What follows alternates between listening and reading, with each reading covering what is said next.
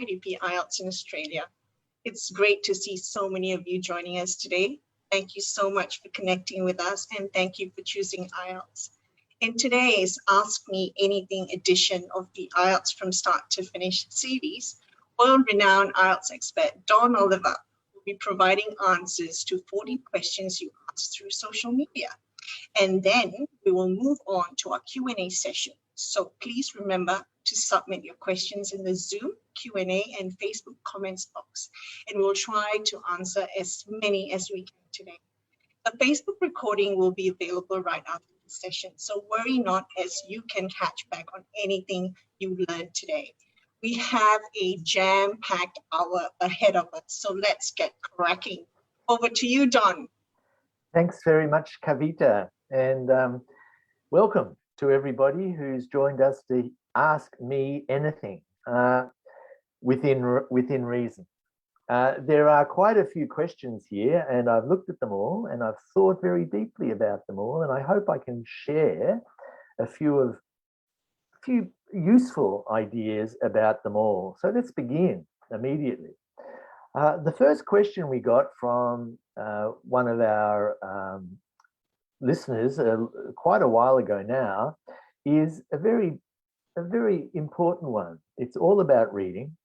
We're going to go through these questions in this order: reading and then writing and then speaking, and then finally talk about IELTS preparation in general terms.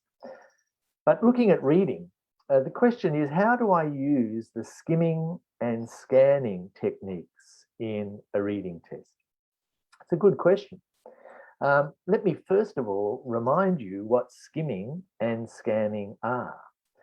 Skimming is what you do normally in your first language. It's what you do when you are looking at a newspaper, for example, the front page of a newspaper. You are looking very quickly to see if there's anything that is interesting. And in order to say if it is interesting, you need to get a general idea of what it's about.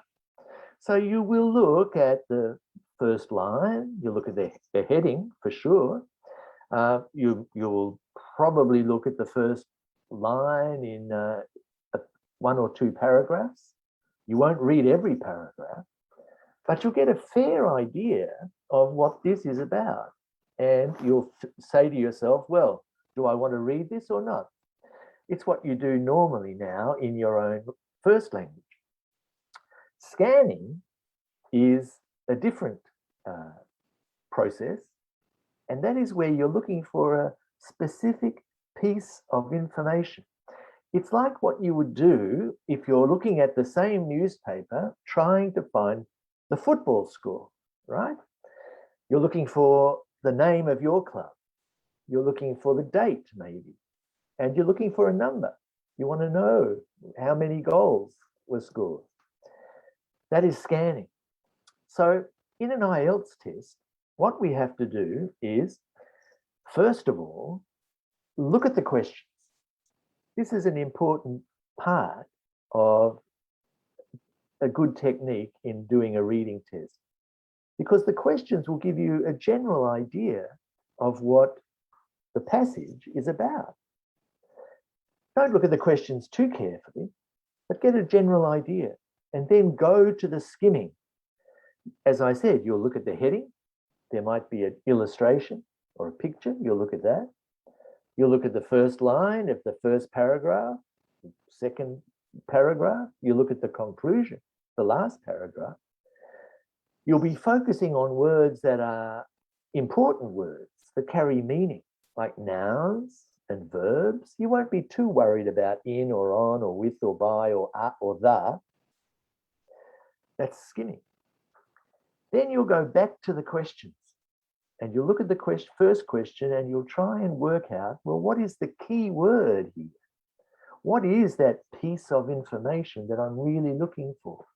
Like the football score, remember? It might be a place. It might be a person. It might be a date. Once you've found one or two key words, then think about other ways of expressing those words, synonyms. Because in the reading test, very often the questions will use words that mean the same as the answers as they are written in the passage. Okay, so we're looking for synonyms of the keywords, and that is scanning. The whole purpose of skimming and scanning, I think I said scamming earlier on, is to make your reading quicker. And the more quickly you can read, the more likely you are to get a better score, because you will be able to answer questions and spend a bit more time on the difficult questions. Just one more thing about this. IELTS tests a whole range from no English to perfect English. And that means that some of those questions in the reading and in the listening will be for someone who has perfect English. So relax. You're not expected to be able to answer every question. In order to get your band 7 in a reading test for academic reading, you need to get towards about 30 questions right. Okay, let's move on. Question 2. How to master matching the headings section in the IELTS reading test. This is a common question. The IELTS reading test has lots of different types of questions. Some of those questions are fairly straightforward. They might be a multiple choice question, or they might be a short answer question. When did this happen? Answer 2010. Sometimes they might be a quite difficult question like, is this statement true or false or not given? And this question that we're looking at now, matching a heading to a paragraph, is quite a difficult one. What we're asking is this phrase, is this heading a good summary of what is in the paragraph? Now you can practice this. You can make your own summary. When you read, be an active reader. You read a paragraph and think, okay, I am the IELTS examiner. How would I summarize this paragraph that I just read in a few words? This is a good idea because it starts to get you thinking the way the examiner is thinking. You will see that a particular word, for example, might be repeated several times in that paragraph. You might see that the final sentence in that paragraph sums up what was being talked about. This is what you need to do. When you are matching a heading to a paragraph, I suggest you start matching a heading to the shortest paragraph, because that will be probably the easiest one. And don't be afraid to change, because you might say, oh, A is a good match for paragraph B, but after reading paragraph C, you might want to change it. Well, do that. Keep that in mind as well. Okay, let's continue. Question number 3. This one's a very polite one. Hello, sir. Someone suggested to me to use uppercase for all the answers. In other words, to write in a pencil and paper test, write in capital letters. Is this a good idea? Yes, it is. It is a good idea. It's especially a good idea if your handwriting is not very good. Capital letters are not important when we assess reading and listening. In other words, you can write Japan with a small j. You can write a person's name, Smith, with a small s. It doesn't matter. It's still marked correct. So you can use all capital letters as well. You can also write your essay in all capital letters. But don't mix up capital letters and lowercase in strange ways in your writing test, because that will affect punctuation. The reader won't know if that's the end or the start of a sentence or the end of a sentence. But in the listening and reading, definitely use uppercase if your handwriting is not good. In the essays, the writing test, use uppercase if you want to, if your handwriting is not very good. And of course, if you're doing the computer test, you can use uppercase, but it's probably not an issue because we won't be confused by handwriting. Okay, let's look at question number 4. This question is a very big question. How can you manage your time in the best way? Well, in each part of the test, there are different challenges about time management. In the reading and the listening, you have 40 questions, and in the reading, you have 1 hour to do that. In the listening, you have 40 questions, and the recording is not played twice, so you have to concentrate all the time. I would recommend in sequence, starting with reading, try and practice the skimming and scanning so that you can read more quickly. Don't waste too much time on a difficult question. As I said, you can leave that one. Maybe that's for a band 9 person. Come back to those questions. Guess the answer if you want. For 3 passages in an academic reading test, try and stick to 20 minutes for each one of those. In the listening, use your time carefully by using the time that they give you before the recording to look at the questions. Don't waste time going back and looking at your answers, because you should be spending that time looking at the next set of questions. In the writing, spend 40 minutes on task 2 and only 20 minutes on task 1. And make sure you leave a little bit of time at the end to check your work. This is an important part of time management. And in the speaking, you don't really have to worry too much, because the examiner will handle the time for you. We'll ask the next question.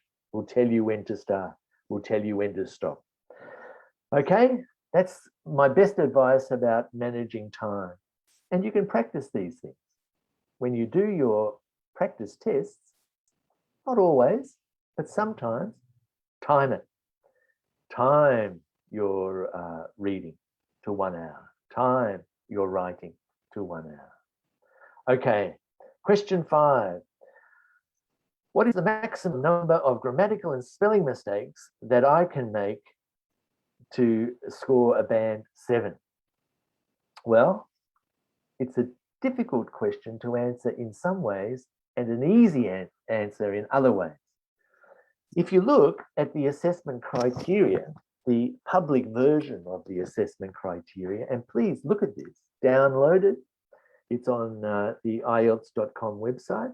It's in our preparation materials.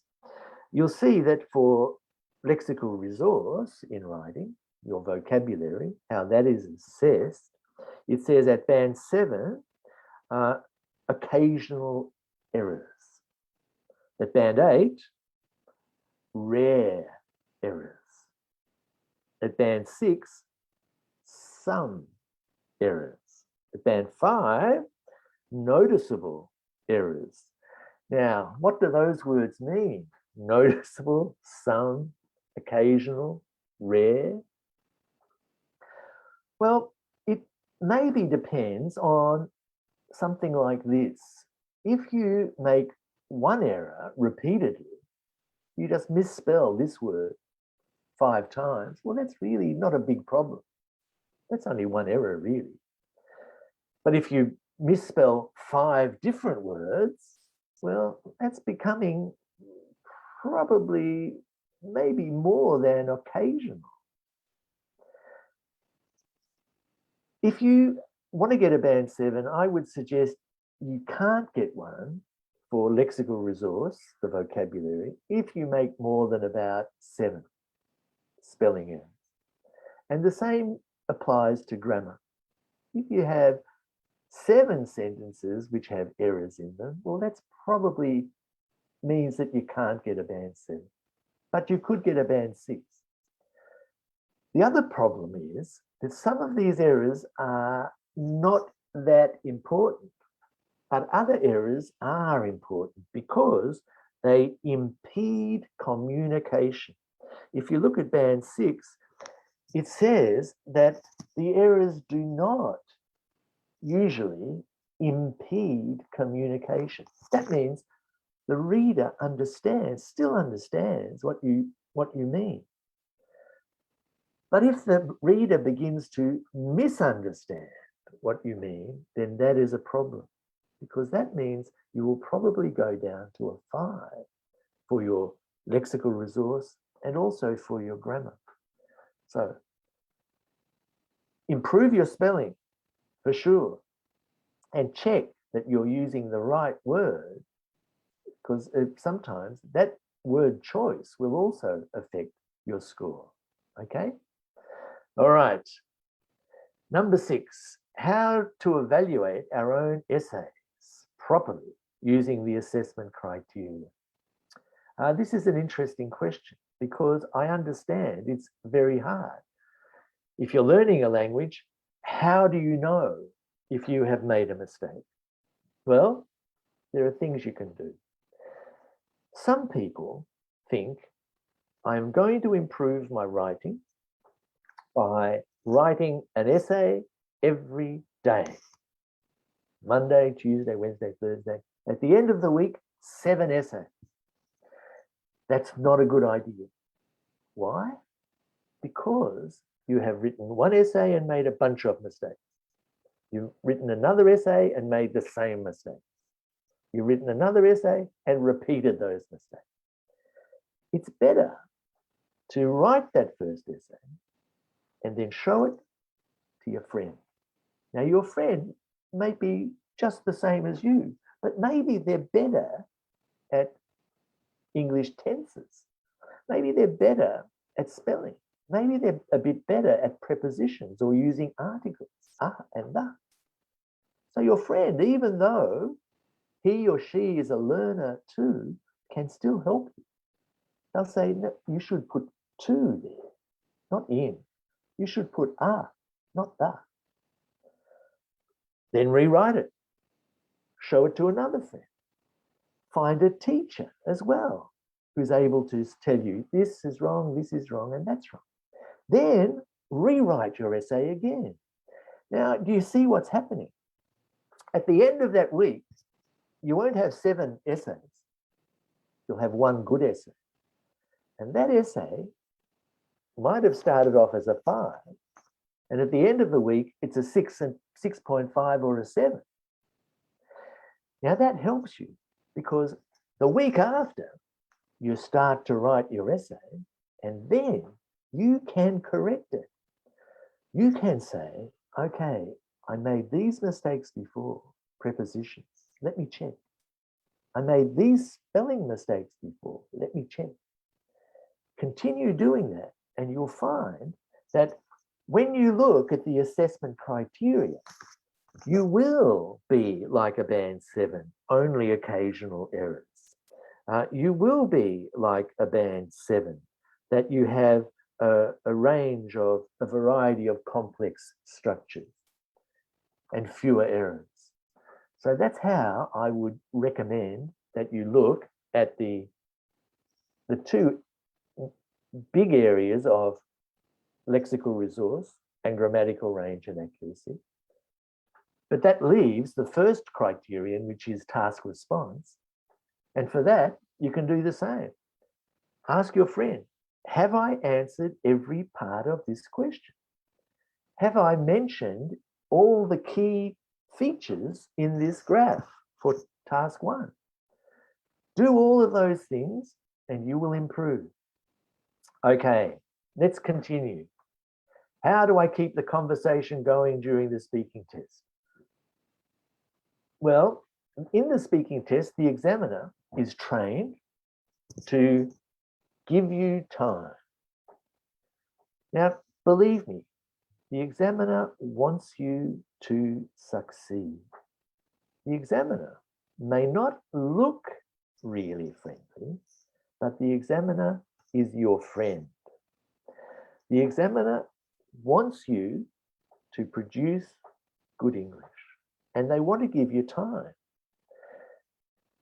The good thing about the IELTS speaking test is that you are talking to a human being with human emotions and affections who does wish you well. So that's the first thing. The examiner will help you to keep going, but won't give too much help because they want to examine your ability to keep going. So when you pause and are thinking, what do I say? What is that word I'm looking for? The examiner won't say anything. They will pause too. They will give you time. But they won't let it go on for 10 seconds. No, the examiner will prompt you eventually. They won't give you the word, but they will follow up with another question. What you can do is you can practice a few phrases that can give you time to think. If you're asked a difficult question, okay, let's think of a difficult question. Why do people complain about the weather? Right? Interesting question. You don't know. What do you say? You say, well, I'm not really sure. I don't complain very much. My wife complains. I suppose people make plans. Let me think. Well, now I really haven't answered the question yet, but I have a few phrases to keep the thing going, and you can practice that. Practicing speaking English in natural situations will help you to feel confident about using your language to fill up the spaces, but also it will give you some strategies for coming up with ideas. And as I always say, reading is helpful here. The more you read, the more you listen to other people, then the more ideas you will have about talking about difficult issues and subjects. So all of those things you can do and you can practice. But basically, you don't have to worry too much about keeping going because the examiner will help you to keep going up to a point. Okay, we have some more questions about speaking and that might help you as I explain these. This question is interesting. Is it better to have a casual style of speaking, like you would when you're talking to a colleague or a friend, or is it more appropriate to be a little formal? Well, the culture of English speakers is generally fairly informal. Why? Well, it just is. People in Australia, people in the United States, people in Britain, people in New Zealand actually value quite a lot of informality. Formality is not that important unless you're talking to the Queen or to the President of the United States, right? So that is the culture of English. So you can be quite informal, not rude, but relaxed, treating the other person as an equal. Now, I know that this is not the same in every culture. In your culture, you may have to show a lot of respect to someone like an examiner who is seen to be of a higher status or in a position of power. But don't worry too much. If you must speak formally, that's okay too, because the assessment criteria do not really talk about formality. If you look at the assessment criteria for speaking, there's nothing about formal or informal. It's all about natural English, and it's all about accurate English. So they are the most important things. And when I say natural English, I mean using words in natural combinations and delivering words, pronouncing words in a natural way. Focus on those things and don't worry too much about formality. Okay, question number 9. Should we speak in our original accent or try to mimic a foreign accent? And what foreign accent is the best? American or British? What about Australian? That's a beautiful accent. That's my accent. But you'll find Australians who have lived in America have a sort of a mixture. You'll find people from the south of Britain speak very differently to people from the north of that country. You will find that maybe a British person who has lived in America for a long time will have a funny mix of accents. So accent is not important in itself. You will speak English with an Arabic accent, with a French accent, with a Japanese accent. It's okay. In fact, it's quite charming.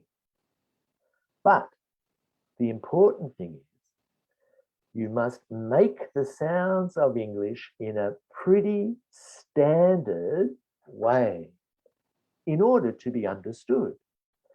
So, for example, if you are from Japan and you pronounce a ah sound oddly, if you are from Saudi Arabia and you pronounce the and the in a funny way, then that is a problem because that will cause confusion for the listener. If you are from Korea and you want to add an extra vowel at the end of a word, that's a problem because that will confuse the listener. So accent is not so important, but making the sounds of English in a fairly standard way, the sounds, the vowels and the consonants is important. As long as it's understandable, that is the main thing. American or British, you may have an American teacher and you will have a bit of an American accent.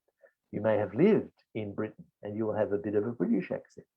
Not a problem, but it's not really all that important. Okay, number 10. What are some quick and useful note-taking methods for speaking part 2? Well, let me remind you, speaking part 2 is where the examiner will say, and now I'm going to give you a topic and I would like you to describe blah, blah, blah. I would like you to describe a thing. I would like you to describe a person. I would like you to describe an event. I would like you to describe a place. A simple thing, really. It might be, I want you to describe something that you own, that you find is interesting, or describe a place where you like to go and meet your friends. You choose what you're going to talk about. In the first case, you might talk about your laptop. In the second case, you might talk about the hotel where you meet your friend. So you are deciding really what you're going to talk about. And remember, you can't ask for a different topic. You're given a topic and you must talk about it. Even if you think you have nothing to say, but you do have a lot to say because you can practice. We help you. we give you 3 bullet points, maybe 4. We will say, well, why did you buy this thing? Why is it useful? What do you use it for? Well, that's a beginning. You can start by making notes on that subject. But when you make notes, some people write a sentence. No, don't do that. Write 1 word. Where did you buy it? City.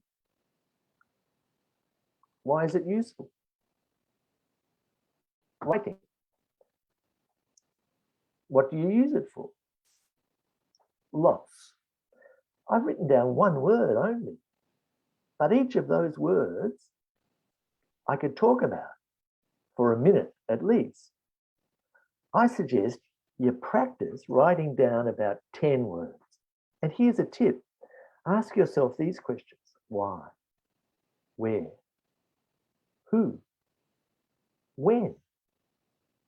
Ask these questions. If I lost it, if I had more money. Ask these questions. How much? Practice doing this. Practice asking yourself some questions and answering with 1-word answers. This is a skill, but it's a skill you can really practice and get good at. And if you get good at this skill, you will find that you will be able to speak for not 2 minutes. You'll be able to speak for 5 minutes. Of course, the examiner won't let you speak for 5 minutes. 2 minutes is the maximum. And by the way, it doesn't matter if you don't cover all of the points on your task card. That's okay. The examiner doesn't care. The examiner just wants to hear you talk about this topic. And you can say what you like as long as it's relevant. Okay? All right, next question. Question number 11. If I don't understand the question, can I ask the examiner to repeat the question? And will that affect my score? Well, this is a really, really interesting question because a lot of people ask it and they get a little bit nervous. Remember what I said about the examiner? The examiner wishes you well. The examiner is on your side, right? I recommend if you don't understand, ask. Because unless you ask, the examiner really cannot explain. But make sure that you ask in good English. Practice asking. Don't say, what mean that? That's bad English. Ask, I'm sorry, what exactly does that word mean? Or could you repeat that, please? Or I didn't catch that. Can you say that again? Now, these are perfectly good English phrases. And do you see what's happening? You are giving the examiner a very good example of good English while you're asking the question. So, will it affect your score? Yes, it will mean that your score will be higher because you have asked a question in a natural way, perfectly grammatical, and then you will understand what the question was about better and you'll be able to answer it better. Now, this is something that you should not do for every question. If you do it for every question, the examiner will think, well, either this person is a little bit deaf or maybe their vocabulary isn't very strong. And that means your assessment for lexical resource will go down. But you could do it 2 or 3 times. That's okay. Not 4 times, okay? All right, question number 12. My mind goes blank during the speaking test. That's a problem. I can't think of the answers. What to do? Well, people's minds go blank for many different reasons. You've got to think about that. What is the reason that your mind goes blank? If this happens to you, is it because you didn't have a good sleep the night before? Have you eaten enough that day? Have you had enough to drink? Are you worried about something else? Are you thinking about what you're going to cook for dinner tonight, or that argument that you had with your wife or your husband? Put that aside. Get everything right first. Have a good night's sleep, have a good breakfast, forget about your worries. That might help. But the other thing that will help is, I'm going back to this point I made earlier, have ideas, read, listen to podcasts, talk to your friends in English about things. Then you will have something to talk about and your mind won't go blank. And it means thinking about, in part 1 of the speaking test, what do I like? What do I do? Where do I live?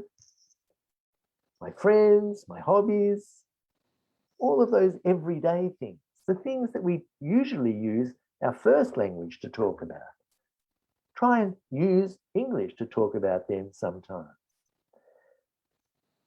In part 3, you need to have ideas about more general things like the state of the environment, the future of education, problems of living in a city, the different type of housing that people live in, festivals and their purpose, sport, advertising, general ideas. And for that, you need to talk intelligently and thoughtfully with your friends. Why do we have advertising on TV, for example? Is it a good thing or a bad? How can we fix the traffic problem in our city? Read about those things. Any serious newspaper or news magazine will have a lot of information about all of those things. Have ideas, because sometimes a person goes blank because they don't have any ideas. So get ideas. Okay, question number 13, and we're nearly finished. Which part should I start first for my IELTS preparation? Can you give me some suggestions? Well, I have some suggestions about IELTS preparation. First thing is to do some practice tests so that you understand the test, so that you understand the task that is set you. But when you do your preparation, don't just say, I'm preparing reading. Try and integrate. In other words, when you read, think, how can I use this phrase in my writing? How can I use this sentence in my speaking? Have a routine. I'm going to do some work at the same time every morning or after dinner. Find a teacher or find a friend whose English is a bit better than yours, but even not even better, but just has different skills to you. Identify where you are weak and where you are strong and focus on the weaknesses. Books are useful. Preparation books, there are some good ones and some not so good ones. But I recommend anything that is published by Cambridge University is pretty good. So look for that imprint. And I say that because Cambridge produces the test. They write the IELTS test, so their preparation books are pretty accurate. Lastly, why don't you go to our IELTS preparation hub? It's called IELTS Prepare, and I'm going to show you a short video very soon on that. And that has a lot of good information in it and some resources that you can use. Okay, our last question before we look at that video is, how do you start preparation at home? Well, there are lots of online resources, okay? I'm talking about those people who have the internet reliably and a computer. Podcasts about news, about issues, social issues. Podcasts about things that you are interested in. They usually have some transcripts as well that you can download. Listening and reading. Videos on YouTube, videos on any topic. Start simple and build up to something more complex. And make sure that you do it repeatedly. Like what I said about essays. Don't just look at one video and then another video and then another video. Look at this video many times. Pause it, stop it, make a note, talk to your friends about it, rewind it. Make sure that you make it a habit to look at English language television if you can, and listen to English language radio if you can, as well as talking to people in English and listening to what they say in return. Be an active listener. Summarize what you've heard for yourself. Be an active reader. Summarize what you have read. Remember what I said? Matching headings? Become the examiner. How am I going to, what sort of heading would suit this paragraph that I just read? Repeat these things out loud. Sometimes it helps to do it while you walk. Headphones in, walking, and repeat what you're listening to. Read an English language newspaper from your town, from your country, because it will be about things that you're interested in. Now, that's what you can do even without a computer. You can also find native speakers to talk to, maybe because they're all interested in the same things as you. Cooking, or a same hobby, or sport. There are online forums as well, chat rooms. Are you a gamer? Use English when you're playing your video games. But be patient. Start easy and then make it more difficult as you go. And finally, in Australia, the ABC, the Australian Broadcasting Corporation, the BBC in Britain, the Voice of America in the US, the CBC in Canada, all of those organizations have a wealth of resources for the English language learner. And the great thing is you'll hear English with different accents and with a different slant on the language. And that's useful too in IELTS. Okay, now we're going to listen to a brief introduction to what I am really pleased to introduce to you. It is the IELTS Prepare, our preparation hub, and you'll find this fascinating. Are you looking to start your IELTS preparation journey or struggling to achieve your desired score?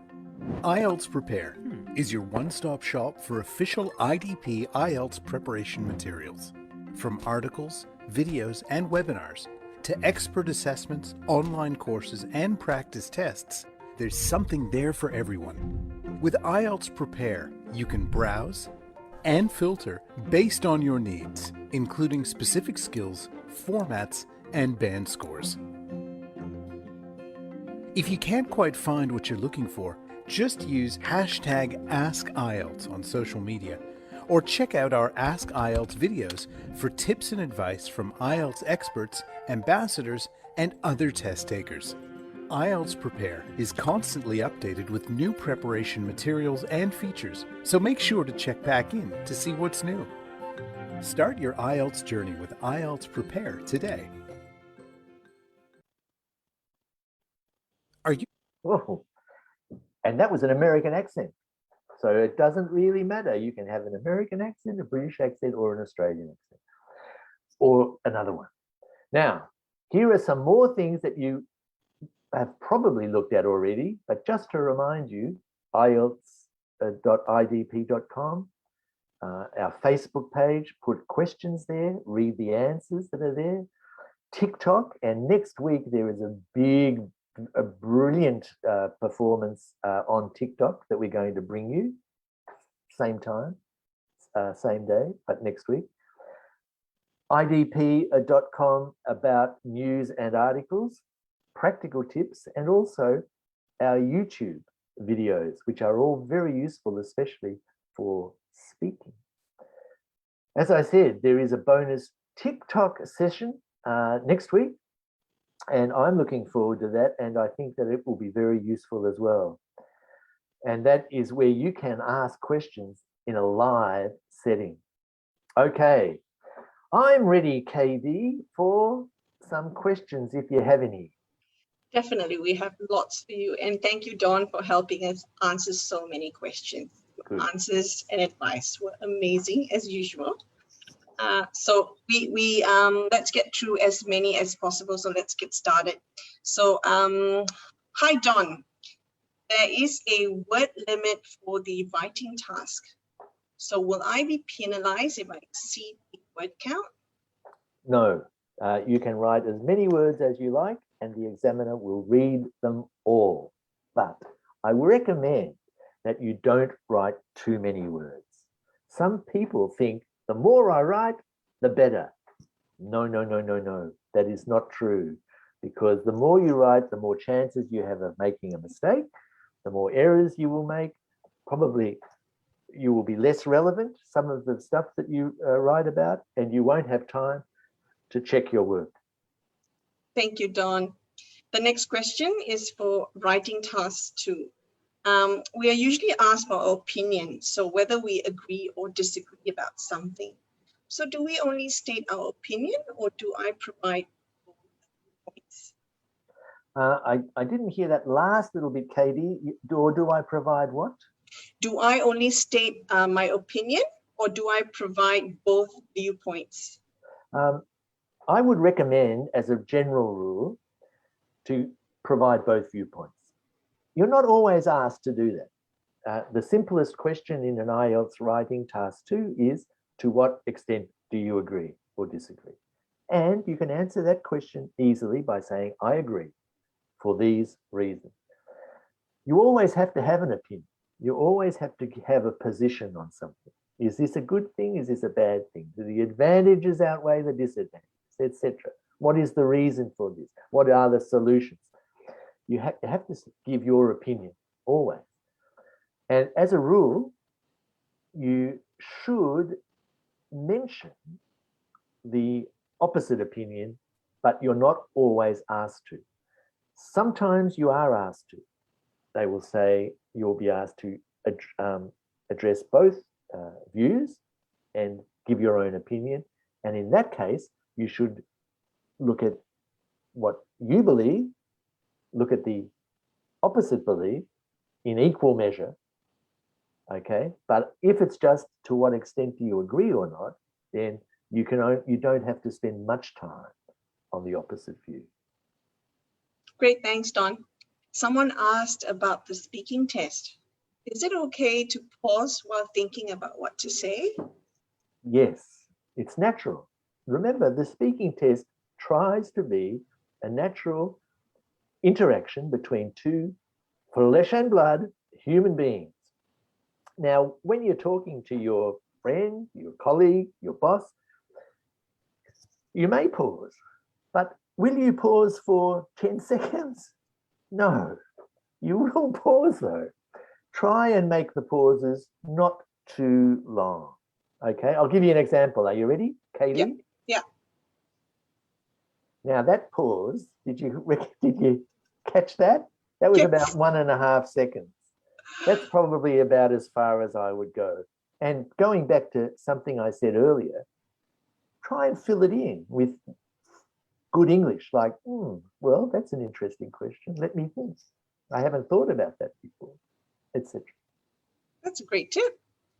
So another one from someone asking, about the speaking test. If I don't know any facts to answer a question in the test, can I make up one or two facts that are believable? I think it's easier to just tell the truth. But was this the speaking test or the writing test? The speaking test. Well, look, I don't think you really have to make up things in the speaking test, because you're not really asked to support your opinion that rigorously, that is so substantially. In the writing, that's a bit different, because we do want you to support your view. And you might make up something. You might say, yes, this happened to my father. It didn't really, for example. In the speaking, I think it's better to try and be honest, because if I'm having this genuine relationship with the examiner, if I say, well, look, I really don't have very much experience of this thing. Big cities, I come from the country. But, and then say, well, then that really, you are using good English to describe your lack of evidence, and that's all you need. Great, thank you. Next question. My problem is the reading section. When I move from one paragraph to another, I tend to get distracted. Any tips for me, Don? Well, don't get distracted. That's my tip. But it goes back to what I said earlier. Why do you get distracted? Why do you go blank? Make sure that you tick off all those things I said. Have you had a good sleep? Have you had a good breakfast? Have you forgotten about the argument you had with your friend? Have you got to the venue in time? Plenty of time. Are you relaxed? Have you had enough to drink? Okay, done all of that. Then you might find that you can concentrate a little bit better. And concentration also requires practice. Do a few more practice tests and have a strategy, because if you have a strategy, that can also focus you. For example, with reading paragraphs and matching headings to paragraphs, like the example we had earlier. Okay, my strategy is to start with the smallest paragraph. My strategy is to see how many times a particular word is mentioned in this thing. My strategy is to read carefully the first and last sentence in each paragraph. Because I have developed a few skills as strategies, well, maybe that will stop my mind wandering too. That's a great tip. Next one. How do I improve my writing skills, especially when analyzing graphs? I sometimes find it very difficult to understand graphs. Is there any suggestions from you to how I can improve? That's a very good question. And I know from my experience, I've seen some people who obviously have never really looked at graphs very much because they just don't get it. And that might be because their education was focused on something else. They were sort of studying linguistics, or they were studying philosophy or something. Those people, seriously, those people who have a more technical or an economics background probably find reading graphs easier. But the challenge then is for you to get more experience with reading and looking at graphs. And you can do this quite easily, because any serious newspaper or news magazine or a website that has statistics in it, or a business section of a newspaper or magazine will always have graphs. And you can Google them. You can Google important words like the percentage of women in particular industries, or the proportion of young people who catch COVID, for example. That will produce a whole bunch of graphs. Practice it. Do it every day. And you will find that you will begin to understand how graphs work, and that will help you. You can also make your own graphs. This is something, when I was a teacher, I used to get my students to do, ask questions, and, how many people use the bus every day, things like that. You can probably produce a lot of this material yourself so that you understand it more intimately. And can I add one last thing? Sometimes an academic task 1 is not a graph, it's a process. And you can practice this as well. And the example I like to use is when you're doing something that you like to do regularly, think about it as a process. It might be cooking. First, I will chop up the vegetables, then I will saute the vegetables, then I will add certain spices, then I'll do something else, and then this, and then this, and then I will serve it. That is a perfectly adequate academic task 1 process. So think about the way that these things are in your own life, and then you might understand them more intimately. That's great. I'm actually taking notes for myself. Your English is pretty good. No, I'm really bad at graphs and pie charts. Great. Next one. Should I use idioms in the speaking test? There are different types of idioms. Sometimes there are idioms that are too difficult for a non-native speaker to use because they are completely illogical, right? And sometimes they can only be used in the negative. A good example of this is if you're in a small room, you say to your friend, there's not enough room to swing a cat. Now, a native speaker of English will understand that that means it's a very small room. But you can't say in a big room, oh, there is enough room to swing a cat. Now, this is a good example of where you're trying to adapt a fixed idiom to a new purpose, and it doesn't work.